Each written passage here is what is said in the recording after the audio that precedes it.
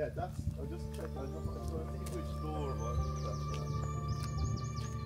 So this is the house where Dan Breen got married.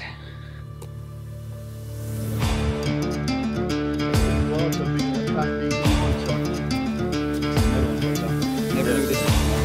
Unfortunately.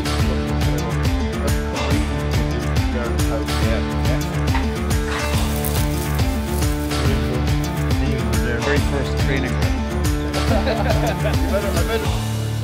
So you're looking at, this is a great spot to look at. This is where the landscape where the two flying columns are operating through, like.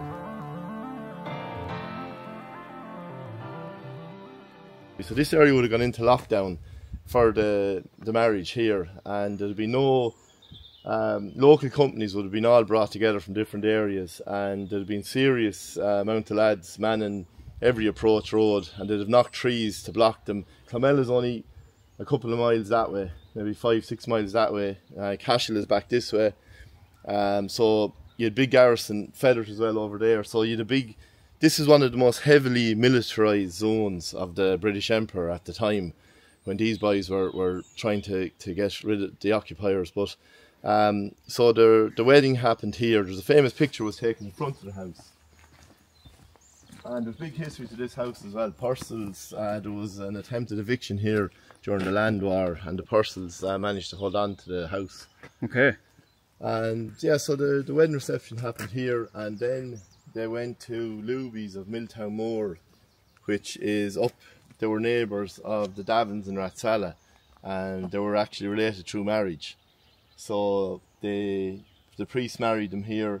That famous picture was taken here, and then they went for had their honeymoon above in Luby's, Milltown Moor. Right. And yeah, Dan was such a legend. Like I mean, a hero to Tipperary people, and a much loved character. And Sean Hogan, all the boys were here. Denny Lacey, you'd see the picture. The Purcells are in the picture as well, and the priest is in the picture. I can't think the priest's name. So yeah, so this is a famous site. Yeah, famous site. It was for sale, and it's for sale time seems to be gone down. But hopefully it's still standing, which is great as well, Daddy. Yeah, I was thinking, because I have a picture at home of the wedding, and I think it's actually in a book I have on Denny Lacey. Oh, you're right. Yeah, that's where I recognise it from. Yeah. Yeah. Jeez, that's unbelievable to see now. It's unbelievable to see. Yeah. So like you've the original. What I love is when you come to one of these houses with the history, you've the original gate and entrance. And yeah. I said you can see the shape of the door there. That's the bit I recognise from the picture. The actual. It was taken from this side, I presume, wasn't it? Yeah. I think it's Dan Breen walking in the door or standing in the door, and then there's another picture of Mrs. Purcell standing here in front of the door. Right. So I'd say. Who was Mrs. Purcell? She was the owner of the house, is it? Yeah, she was the owner of the house. Yeah. I have a story of the lads were in this house, and there was leaflets dropped by the British Army from a plane with a reward for informers, and one of the local IRA lads came in, and the boys were sitting down inside. Breen, Hogan, Tracy was there as well, I think, and he said, one of the lads said, "Geez, I thought we'd be worth more, like, you know." So yeah, but they used to drop flyers from there was an Air Corps place in Fermoy, so like the boys were up against that as well, like, so yeah. They were actually, which is amazing when you think about it, when planes weren't common, they were using planes against the IRA here in Tipperary, like, you know, spotter planes. It's unbelievable. Unbelievable, like, yeah. And if those walls could talk, Davey, like, yeah, you know, Jesus. So all the greats came through that door, like. It's a little bit off the beaten track here. The main road to Clonmel is over that direction. Okay. So back then, even like, and you like they picked generally this area of Tipperary was staunch Republican area and remained so right up through the years. But this is typical of the type of houses that the lads were staying in, like, and often when they'd come to the likes of Purcells here, like if they had a full 30 column of men, they'd have to stay in the outhouses, but generally the top lads would have the comfort of the house, like, you know. Now that all the boys would have been fed in the house, but, you know, obviously they were trying their best to feed them all, and these kind of farmers would have been the strong kind of farmers that they were after probably only owning their land in the last 30 years before that, so there was a bit of a bounce to their step. Yeah. And they knew that they wanted to. The history of Fenianism would have been strong here. Obviously, the attempted eviction during the land wars, and when the column came into a house like this, the local company would have been like the local company lads were the ordinary farm labourers, shopkeepers. Yeah. The word would have gone out. The flying column were arriving on Tuesday morning, so whatever those boys were doing was put on hold for the couple of days that the lads were staying here. So basically, then, and I've seen some of the descriptions in the books that like lads would be just standing on the corner of a road or lying in a ditch for could be 2 days just to protect the boys so they could get a rest, which was so important because obviously it was guerrilla warfare. So yeah, you know, it was rough. It was rough. Like, so any chance they got to sleep, any few hours was vital. Like, yeah. And remember the area was saturated with British military. It wasn't a walk in the park. Yeah. And only for they had the people behind them, and these people took the risk, Davy. Like they were stationary. If the Tans raided here and the boys were only gone and there was any evidence, they were defenceless then. House was burnt. Yeah, yeah. And this happened, like you've seen the window checks of Barley. Yeah. You know, and houses getting burnt down, villages getting burnt down. Yeah. Yeah. People getting dragged out and just innocent people shot. And you had the O'Briens over in Ballydavid, 2 brothers. They were members of the IRA, but they were seen doing stewarding at Sean Tracy's funeral. And the following night, their house was raided. They were dragged out in the middle of the night, shot in front of their mother and father, out on the ground in front of the house, and even fired bullets then in through some of the walls, nearly killed the mother and father.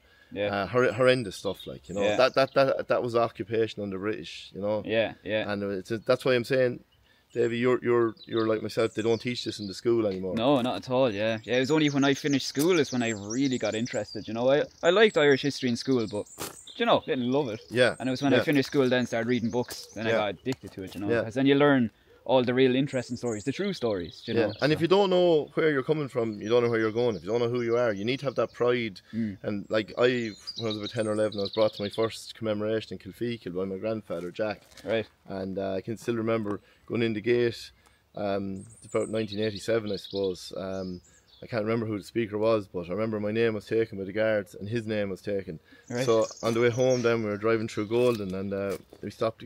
I got a bottle of Dwan's Orange or something, a pack of potatoes, and I was kind of curious because I knew the guards, like I kind of associated the guards with, they were after the bad guys. So I asked my grandfather, were the IRA good? And I got some lecture, Davy. I think that's why I'm the way I am.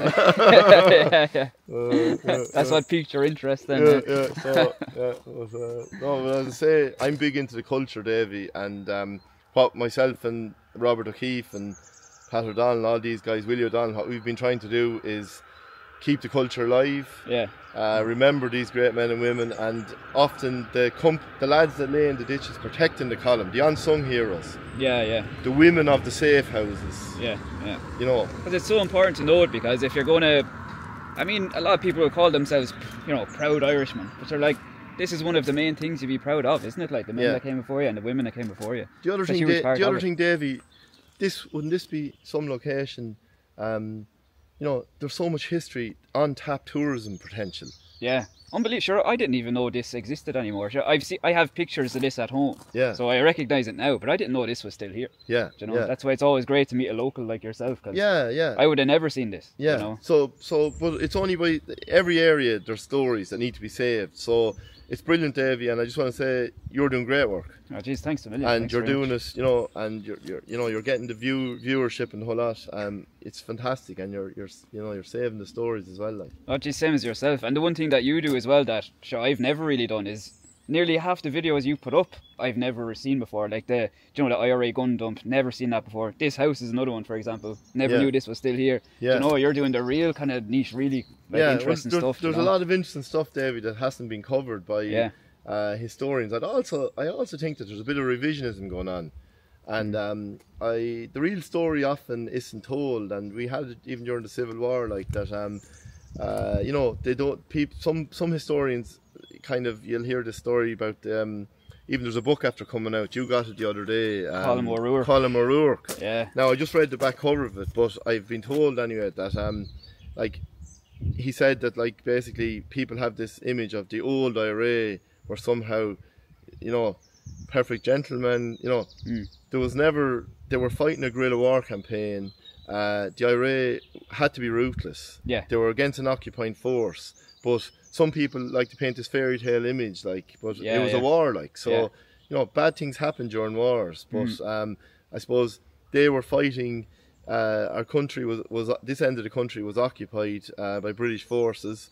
The famine, which was a genocide, in my opinion, that, you know, was orchestrated. We know that food was driven from here. All this great countryside for agriculture was put on barges in Clonmel while there was people starving in the V Valley and all around here.